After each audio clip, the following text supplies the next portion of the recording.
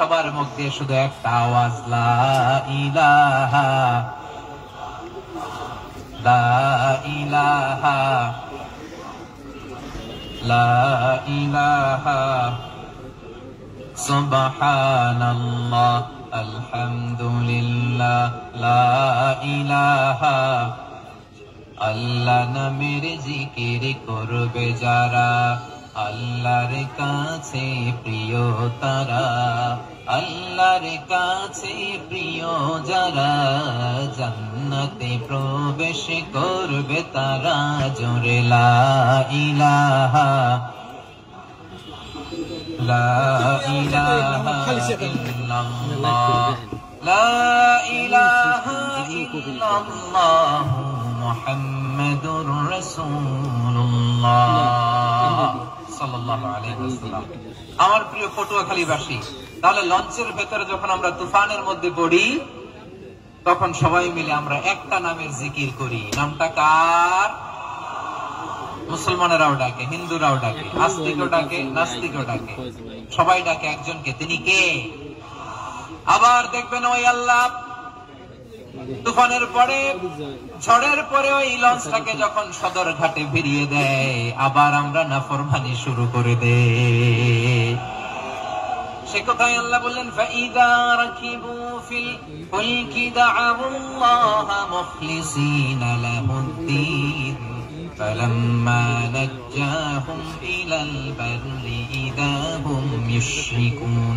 সাগরে যখন তুফানে পড়ে আমি আল্লাহর ডাকে, আবার আমি আল্লাহ যখন বাঁচিয়ে দেই, আবার আমি আল্লাহর সাথে শিরিক শুরু করে। আমরা কি এরকম হতে চাই নাকি? এরকম করবেন? হ্যাঁ না, আমরা তুফানে পড়লেও আল্লাহরে ডাকি, আবার বাঁচায় দেওয়ার পরেও ডাকি কারে? আল্লাহকেই ডাকি। বিমানের মধ্যে মাঝে মাঝে দেখবেন যে এয়ার টার্বুলেন্স হয়, জানেন? এয়ার টার্বুলেন্স জানেন তো? মাঝে মাঝে বিমানটা বাউন্সিং করে, বাম্পি, ভেরি বাম্পি ওয়েদার। শোনেন নাই? 40,000 ফিট উপরে যখন থাকে, তখন পাইলট মাঝে মাঝে বলে, dear passengers, ladies and gentleman, right now we are flying 40,000 feet above the ground and we are passing very air turbulence, very heavy air turbulence right now. Please fasten your seatbelt. দেখবেন মাঝে মাঝে বলে যে, ভদ্র মহিলা, ভদ্র মহোদয়গণ, আমরা 40,000 ফিট উপর দিয়ে যাচ্ছি আর এয়ার টার্বুলেন্স ফেস করছি, মেহেরবানি করে আল্লাহর রাস্তে সিট বেল্ট বাঁধুন। তখন বিমানটা এরকম বাউন্সিং করে, শেকিং করে। আপনারা মুখোমুখি হয়েছেন? ইদানিং এই এয়ার টার্বুলেন্স বেড়ে গিয়েছে।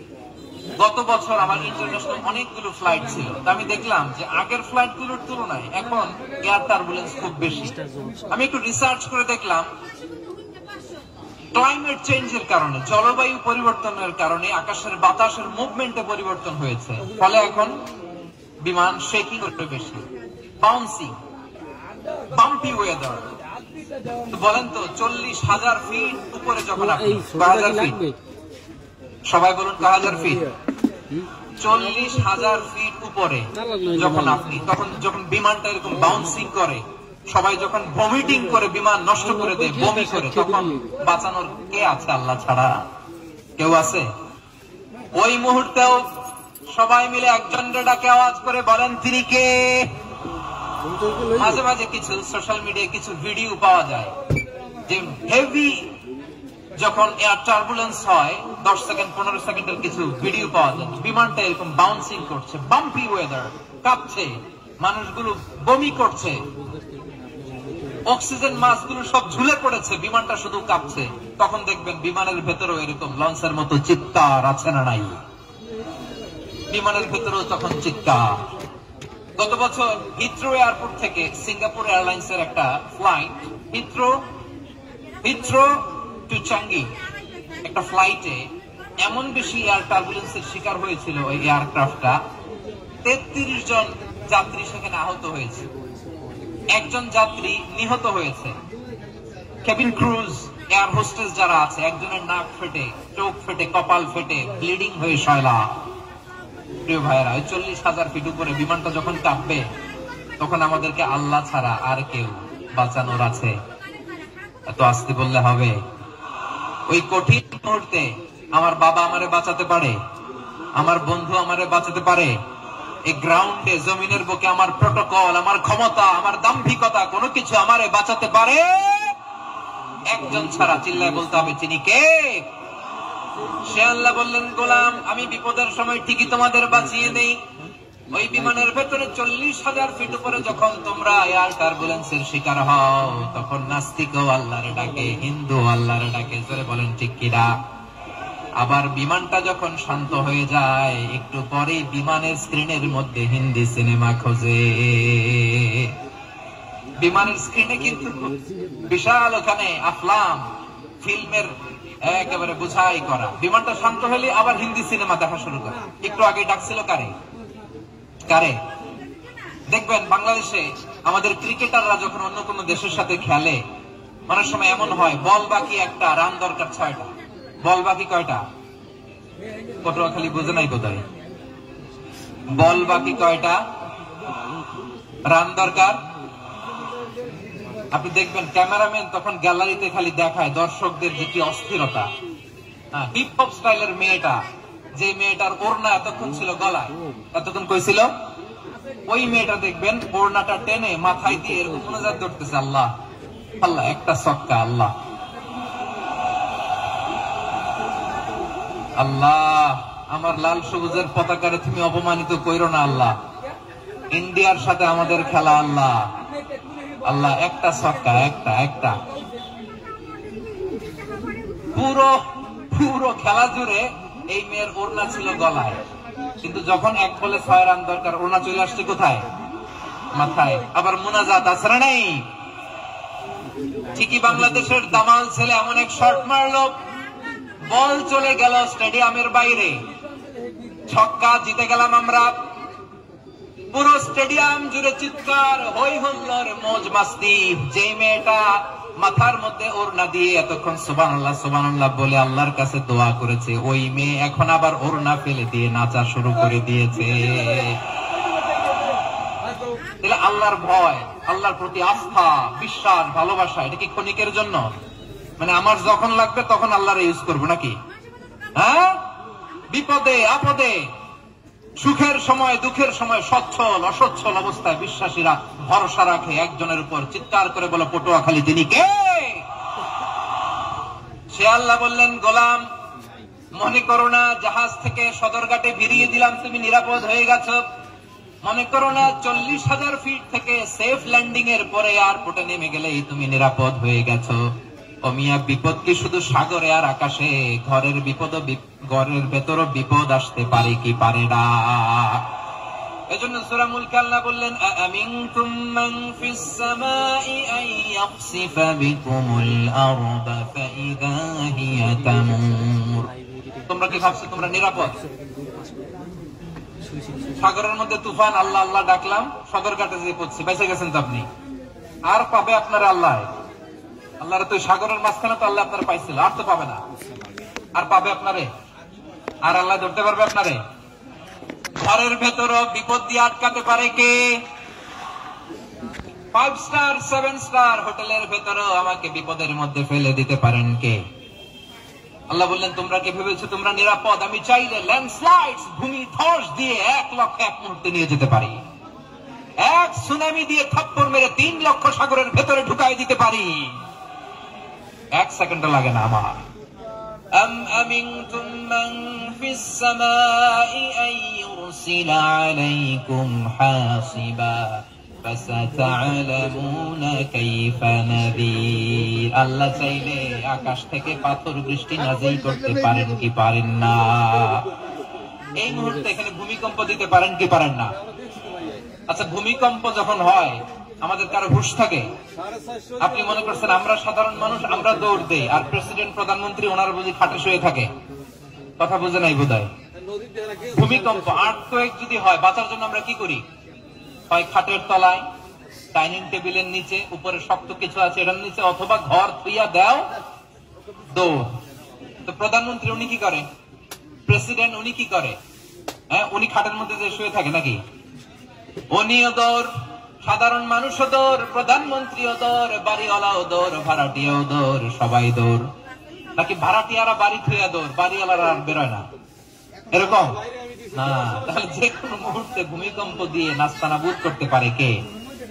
আমার প্রিয় ভাইয়েরা, আমরা নিরাপদ নই, আমরা তার দয়ায় বেঁচে আছি। কার দয়ায়? এই জন্য আল্লাহ বললেন, গোলাম, যে কোনো মুহূর্তে বিপদ দিয়ে তোমাদেরকে নাস্তানাবুদ করতে পারি। বিশ্বাসী বলে যদি নিজেকে দাবি করো, সব সময় ডাকতে হবে একজন সত্তাকে। বলেন তিনি কে? এই কথা ক্লিয়ার? এই সবগুলো উদাহরণ শেষে সবার কাছে ক্লিয়ার হয়েছে না যে বিপদ থেকে, আপদ থেকে, পরীক্ষা থেকে, ক্যালামিটি থেকে আমাদেরকে কেউ বাঁচাতে পারে না একজন সত্তা ছাড়া। আবারও বলেন তো তিনি কে? ক্লিয়ার? হ্যাঁ, সবাই বুঝতে পারছেন? আচ্ছা, এবার আমরা দেখি বিষ্ণু ইসা ইসলামের জীবনে বিপদ আপদ ছিল কিনা। উনি বিপদ আসলে কিভাবে ডিল করতেন, বিপদ আসলে কোন দোয়া পড়তে হয়, কিভাবে ফরিয়াদের হাত উত্তোলন করতে হয়, কিভাবে রবের দরবারে নতজানু হয়ে ফরিয়াদ করতে হয়, এটা জানার দরকার আছে না নাই? আসলে আমরা বিষ্ণুনবীর জীবনী থেকে দেখি বিপদ আসলে উনি কি করতেন। বিপদ আসলেই প্রথমে বিষ্ণু ইসা ইসলাম একটা দোয়া পড়তেন। কি পড়তেন? তিনি পড়তেন, ইন্না লিল্লাহি ওয়া ইন্না ইলাইহি রাজিউন। নিশ্চয় আমরা আল্লাহর জন্য, নিশ্চয় আমরা কার দিকে ফিরবো ভাই? আবার কার দিকে ফিরবো? আওয়াজ করে বলুন তো, আমরা এসেছি কার কাছ থেকে, আবারও ফিরে যাব কার কাছে? এই জন্য বিষ্ণু পড়ছেন, ইন্না লিল্লাহি ওয়া ইন্না ইলাইহি রাজিউন। নিশ্চয় আল্লাহর জন্য, ওই আল্লাহর দিকেই আমরা ফিরে যাব। তারপরে বিষ্ণু পড়তেন, আল্লাহুম্মা আজুরনি ফি মুসিবাতি ওয়াখলুফ লি খায়রাম মিনহা। একসাথে প্রথমে পড়তেন ইন্না লিল্লাহি ওয়া ইন্না ইলাইহি রাজিউন, তারপর পরে পড়তেন আল্লাহুম্মা আজুরনি ফি মুসিবাতি ওয়াখলুফ লি খায়রাম মিনহা। মানে আল্লাহ, এই যে আমি বিপদে ধৈর্য ধারণ করলাম, এটার সব তুমি আমার দাও, আর যেটা হারালাম এর চেয়ে ভালো কিছু দিয়ে মেকআপ করে দিও, ভালো কিছু দিয়ে বদল করে দিও। সুবহানাল্লাহ পড়েন। তাহলে বিপদ আসলে আমরা কি পড়বো? কথা বলেন। এই যে আমি শুয়েছিলাম, নাশিদ গাচ্ছিল ওরা, এদেশে পরস্পরে দেখা হলে দেয় সালাম, এদেশে আমজনতার হৃদয় জুড়ে পাক কালাম, এদেশে বিপদ এলে সর্বজনে সর্বক্ষণে দোয়া পড়ে ইন্না লিল্লাহ। কি পড়ে? সুবহানাল্লাহ সুবহানাল্লাহ সুবহানাল্লাহ সুবহানাল্লাহ। এদেশে আজান শুনে সূর্য ওঠে শহর গ্রামে, এদেশে আজান শুনে সূর্য ডুবে সন্ধ্যা নামে, এদেশে সকল কাজে সবাই বলে বিসমিল্লাহ, এদেশে ভালো কিছু দেখে শুনে হাসি মুখে সবাই বলে মাশাআল্লাহ। সুবহানাল্লাহ পড়ে। তাহলে বিপদ এলে আমরা কি পড়ি? কথা বুঝলে সবাই উত্তর দিতে হবে। বিপদ এলে কি পড়ি? তাহলে বিপদ এলেই আমরা এখন থেকে ইন্না লিল্লাহ পড়বো, নাকি হাই হুতাশ করবেন? একদল আছে হাই হুতাশ করে, হায় আল্লাহ রে, মোর কি হইল রে, মই কি হরমু রে, মই কমবে যামু রে, আসারা নাই। এরকম বিলাপ করতে নিষেধ করেছেন বিশ্বনবী। কি করব, কই যাব, কি হবে, হায় হায়, এরকম হাহুতাশ আছে না নাই? বিশ্বাসীরা হাহুতাশ করে না, তারা ইন্না লিল্লাহ পড়ে। কি পড়ে? মনে থাকবে, আমরা পড়বো ইন্না লিল্লাহি ওয়া ইন্না ইলাইহি রাজিউন। নিশ্চয়ই আমরা আল্লাহর জন্য, আমরা আল্লাহর দিকেই ফিরে যাব। এরপর পড়বো আল্লাহুম্মা আজুরনি ফি মুসিবাতি ওয়াখলুফ লি খায়রাম মিনহা। আল্লাহ, আমি যে বিপদে ধৈর্য ধারণ করলাম এটার সওয়াব দিও, আর যা হারালাম তার চেয়ে ভালো কিছু দিয়ে বদল করে দিও। সুবহানাল্লাহ পড়েন। ভাই এগুলো পৌঁছ হইবে। বিশ্বনবীর হাদিস শুনলেন উম্মে সালামা রাদিয়াল্লাহু তাআলা আনহা, ওনার স্বামী হলো আবু সালামা। মজার ঘটনা খেয়াল করে শুনেন আমার প্রিয় কলিজার টুকরা ভাইয়েরা, কানগুলো খরগোশের কানের মতো খাড়া করে আমার দিকে তাকান। সাইয়্যিদাতুনা উম্মে সালামা রাদিয়াল্লাহু তাআলা আনহা, ওনার স্বামীর নাম আবু সালামা। শ্রেষ্ঠ দম্পতি, শ্রেষ্ঠ ফ্যামিলি। প্রথমে হিজরত করেছিলেন হাবাসায়, পরে হিজরত করেছেন মদিনায়। উহুদ যুদ্ধের পরে ওনার স্বামী আবু সালামা ইন্তেকাল করলো, শহীদ হলো। সুবহানাল্লাহ পড়েন। যখন আবু সালামা ইন্তেকাল করলো, উম্মে সালামা রাদিয়াল্লাহু তাআলা আনহা কেঁদে কেঁদে হয়রান। আর নবীর শিখানো বাণী অনুযায়ী তিনি বারবার পড়ছিলেন ইন্না লিল্লাহ। কি পড়ছিলেন? মই কই যামু, কি হরমু, এগুলো বলে নাই। কি বলছে? ইন্না লিল্লাহ। যেহেতু বিশ্বনবী বলেছেন কেউ যদি বিপদের প্রথম ধাক্কায় পড়ে ইন্না লিল্লাহি ওয়া ইন্না ইলাইহি রাজিউন আল্লাহুম্মা আজুরনি ফি মুসিবাতি ওয়া আখলিফ লি খায়রাম মিনহা, তাহলে এই বিপদে যে সে যা হারালো তার চেয়ে শ্রেষ্ঠ কিছু দিয়ে আল্লাহ তার বদল দিয়ে দিবে। এই হাদিস শুনে উম্মে সালামা রাদিয়াল্লাহু তাআলা আনহা ওনার প্রাণ প্রিয় স্বামী আবু সালামার ইন্তেকালের পরে চোখের পানি ছাড়ে আর পড়ে ইন্না লিল্লাহি ওয়া ইন্না ইলাইহি রাজিউন আল্লাহুম্মা আজুরনি ফি মুসিবাতি ওয়া আখলিফ লি খায়রাম মিনহা। বারবার এই দোয়া পড়ে চোখের পানি ছাড়ে, এই দোয়া পড়ে চোখের পানি ছাড়ে, আর মনে মনে বলে আবু সালামার মতো ভালো মানুষ মদিনাতে নাই, আবু সালামার চেয়ে ভালো মানুষ মদিনাতে নাই, তার চেয়ে ভালো মানুষ কি করে আল্লাহ তাআলা আমারে দিবে, তার চেয়ে ভালো মানুষ তো আমি মদিনাতে দেখি না। চোখের পানি দিয়ে বুক ভাসায় আর নবীর হাদিসের উপর আমল করে পড়ে ইন্না লিল্লাহি ওয়া ইন্না ইলাইহি রাজিউন, ইন্না লিল্লাহি ওয়া ইন্না ইলাইহি রাজিউন। পড়তে পড়তে চোখের পানি ছাড়ে আর চিন্তা করে বিশ্বনবী বললেন এই দোয়া পড়লে যেটা হারালাম তার চেয়ে ভালো কিছু দিয়ে আল্লাহ পুরস্কার দেয়। আবু সালামার চেয়ে ভালো মানুষ মদিনার মধ্যে আর কে হতে পারে? কি আজীব তামাশা, কি অবাক করা ঘটনা। পরে দেখা গেল সাইয়্যিদুল মুরসালিন রাহমাতাল লিল আলামিন স্বয়ং বিশ্ব নবী উম্মে সালামাকে বিয়ের প্রস্তাব পাঠিয়েছে। স্বয়ং বিশ্ব নবী উম্মে সালামা রাদিয়াল্লাহু তাআলা আনহাকে বিয়ের প্রস্তাব পাঠিয়েছেন। উনি রাজি হয়ে গেলেন, বিয়ে হয়ে গেল, উনি হয়ে গেলেন উম্মুল মুমিনিন, আমাদের মা, পুরো মুসলিম উম্মার মা। চিৎকার করে বলেন আল্লাহু আকবার।